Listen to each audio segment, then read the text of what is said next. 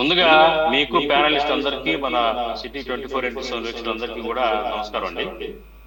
ఇప్పుడు ఈ కల్తీ నెయ్యి అంశం మరి మనం చాలా డిబేట్స్ లో మాట్లాడుకున్నాం.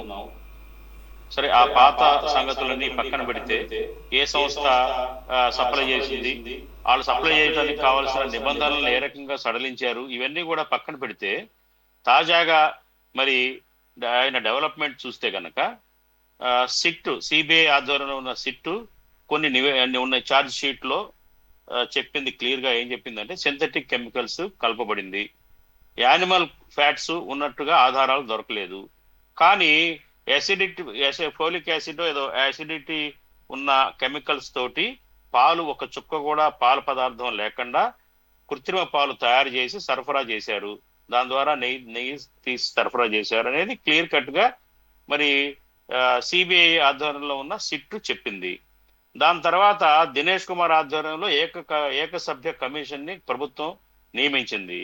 ఇక్కడ నేను చెప్పే పాయింట్ ఏంటంటే, గతంలో ఈ ఏదైతే ఎన్డిడిపి ల్యాబ్ గుజరాత్ లో ఆనంద్లో ఉన్న మరి నేషనల్ డైరీ డెవలప్మెంట్ వారి ల్యాబొరేటరీ కానివ్వండి, ఇచ్చిన నివేదిక కానివ్వండి, అంతకుముందు వైసీపీ ప్రభుత్వ హయాంలో ఏదైతే సిఎఫ్టిఆర్ఏ వాళ్ళు ఇచ్చిన నివేదికలు, దాంట్లో కూడా నెయ్యిలో కల్తీ ఉంది అని వాళ్ళు ఇచ్చిన నివేదికలు కానివ్వండి ఎందుకు పరిగణలోకి తీసుకోవట్లేదు?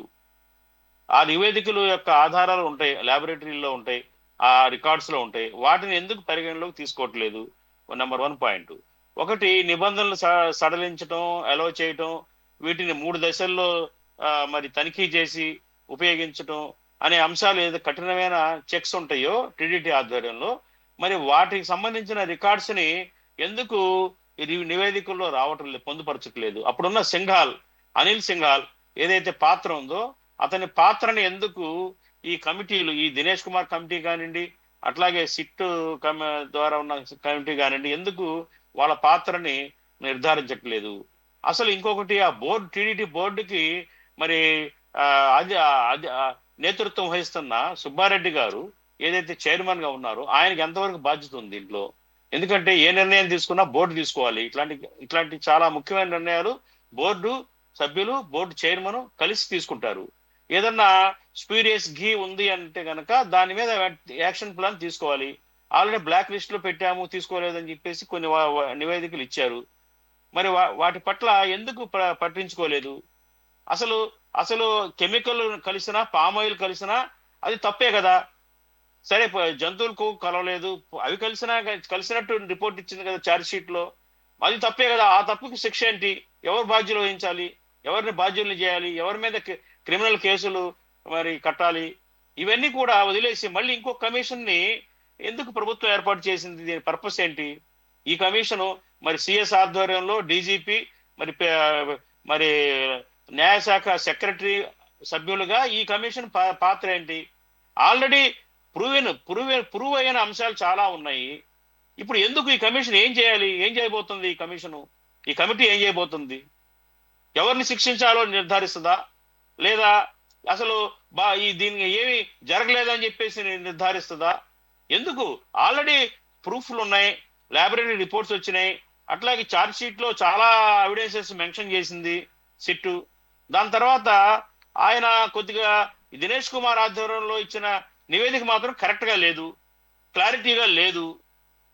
మరి మళ్ళీ దీన్ని ఎందుకు ఈ కొనసాగింపడం, ఈ సాగదీత ఎందుకు? కాబట్టి ఏంటంటే, ప్రభుత్వం, చంద్రబాబు నాయుడు గారి ప్రభుత్వం ఈ స్పూరియస్ ఘీ అంశంలో అనుసరిస్తున్న విధానం కరెక్ట్ గా లేదు అనేది నా ఉద్దేశం. ఆల్రెడీ ప్రూవ్ అయింది, ఏదో కల్తీ జరిగింది, దానికి శిక్ష ఉండాలి కదా. దానికి పనిష్మెంట్ ఎవరు వేయాలి?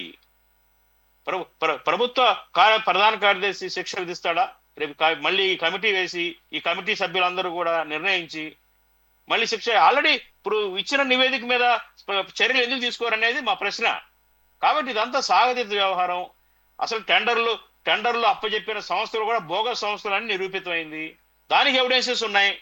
వాళ్ళకి సరైన లైసెన్సులు లేవు, వాళ్ళు జైలులో కూడా ఉండొచ్చారు.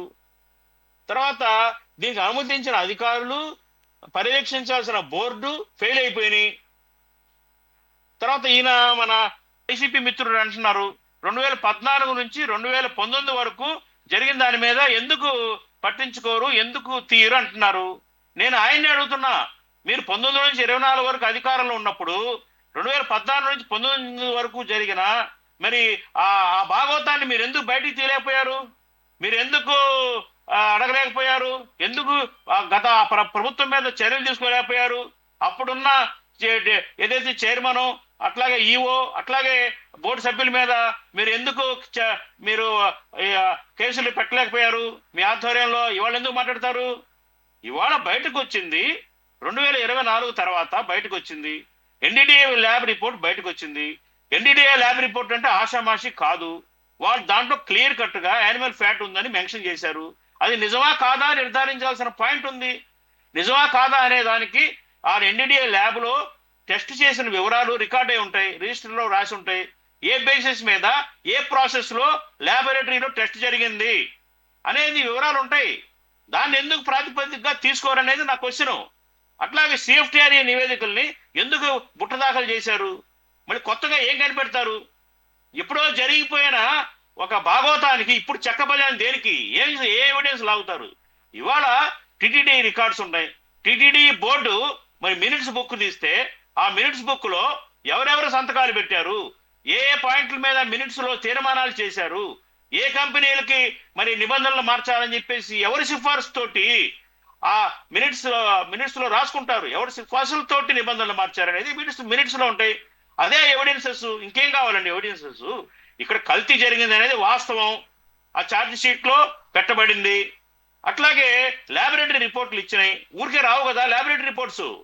కాబట్టి ఏంటంటే అది వాస్తవం అయినప్పుడు, అది డిటర్జెంట్ సోపుకు వాడే కెమికల్ వాడారని చెప్పేసి ఛార్జ్ షీట్ లో ఉన్నప్పుడు దాని ఆధారంగా క్రిమినల్ కేసు కట్టాలి కదా, వీళ్ళందరి మీద బాధ్యతలు చేయాలి కదా. అది కూడా తప్పే కదా, ప్రజల ఆరోగ్యానికి హాని కదా లడ్డు తింటే. అట్లాగే భక్తుల మనోభావాలు దెబ్బతిన్నట్టే కదా. కెమికల్ వాడి తయారు చేసిన నెయ్యిని లడ్డూలు తయారు చేస్తే భక్తుల మనోభావాలు, తిరుమల తిరుపతి దేవస్థానం యొక్క ఆధ్యాత్మిక పవిత్రత ఏదైతే అది పాడైపోయినట్టే కదా. వీటికి బాధ్యత లేదా?